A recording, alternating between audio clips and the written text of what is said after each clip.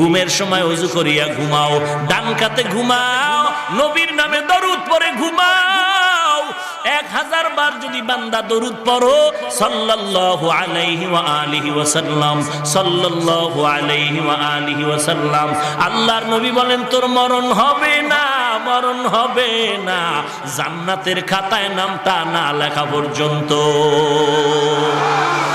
3 number নবীর শানে দরুদ পড়ো। দোকানওয়ালা ভাই, দোকানের মধ্যে বসে আছো, জবানটা দিয়ে বাজে কথা না বলিয়া জিকির করো, তেলাওয়াত করো, দরুদ শরীফ পড়ো। যত দরুদ শরীফ পড়বা আল্লাহ তাআলা তোমার মনের নেক আশাগুলো পূরণ করে দিবেন। কোনো তাবিজ লাগবে না, ব্যবসায় কেন বরকত হয় না।